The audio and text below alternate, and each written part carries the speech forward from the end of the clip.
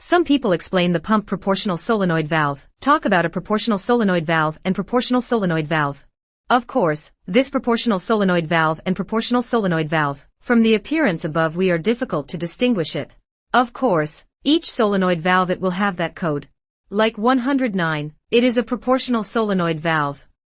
And 203, this is an inverse proportional solenoid valve. Of course, after the proportional and inverse proportional solenoid valves are pulled out, machines will have a different phenomenon. Like a proportional solenoid valve, if it is unplugged, it's that digging opportunity will appear that the action will be faster, but then came the car.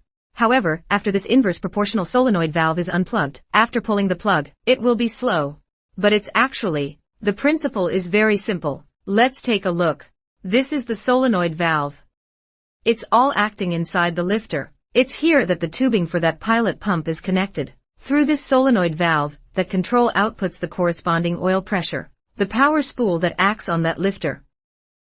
It works in this paragraph. This paragraph can be seen from the picture. It is the oil pressure output by this solenoid valve that acts on this lift. The power spool on the device. Whether it's the inverse ratio or not, and then proportional, it all acts in the same position. It's all on this power spool. Why after unplugging? Where's the plug? It's a different phenomenon. Let's look at this oil circuit. This is the oil circuit under normal condition without electricity. We can take a look. What about this oil circuit? It is in the case of no electricity. This pilot pump comes in with oil. It leads directly to the section of the riser. It is equivalent to, without electricity. He is making that.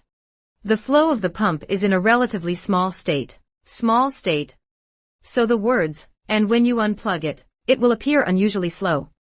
At this time, is the solenoid valve. It is full output. Make the flow of this riser in a smaller state. Okay, let's take a look at the proportional solenoid valve. This is it. When the current is higher, it will push this spool. Is to move to the left. Move to the left. It's the oil from the pilot pump. Is through this solenoid valve. And then into this poppet inside this lifter. Make this reduced flow. That is to say, the greater the current, the bigger its output. That's why it's called proportional. This inverse proportion, is that the greater the current, that output. The smaller, that's why it's called inverse proportion. Therefore, there will be the solenoid valve unplugged or not unplugged. That reaction is the positive and negative proportional solenoid valve. Its state is different.